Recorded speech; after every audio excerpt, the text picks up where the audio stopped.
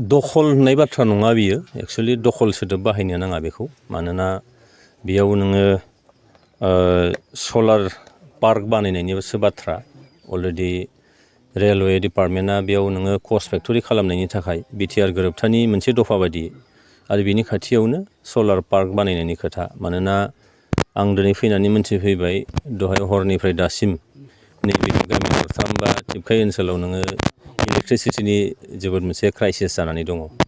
दा बे जेंनाफोरखौ सुफुंनांगौ जायोब्ला निस्सय जोंनो बिनि मोनसे सर्स नांगोन आरो बे सर्सखौ बानायनो थाखायनो दिनैहाय सिन्था खालामनाय जादों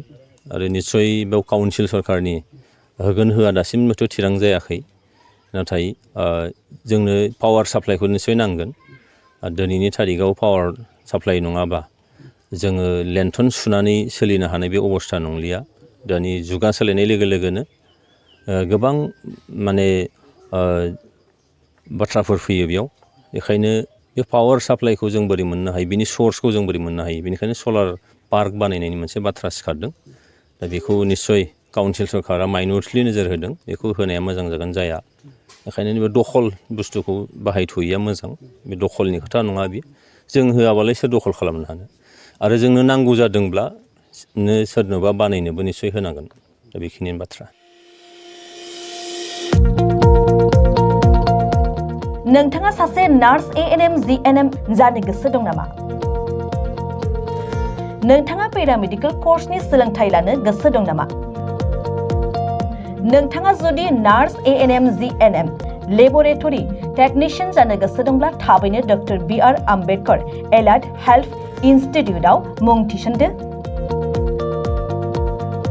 बाक्सा जिल्लानि मसलपुर सदर थावनि मसलपुर एसपि मावख'नि साखाथि 1 नं काथालिगाव बेदलाबारियाव थानाय doctor BR Ambedkar allied health इन्स्टिट्यूटआव 2025-26 सोलोंथाइ बोसोरनि थाखाय सोलोंसाफोरनि मुं थिसननाया सोलिगासिनो दं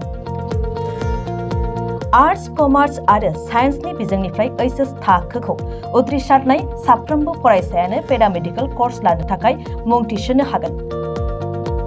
बे सोलोंथाइ फसंथानाव नांगौ जानाय थाखो खथा गोजौ थाखोनि लेबरेटरि टेक्निशियान टीएलएम आरो नार्सनि प्रेक्टिकल फोरोंनायनि खाबुफोरजों लोगोसे रोंगौथि गोनां फोरोंगिरि आरो देहा फाहामगिरिफ्रा फोरोंथाइ होनाय जायो बेनि अनगायैबो हिन्जावसाफोरनि थानायनि थाखाय हस्टेलनि खाबुबो दं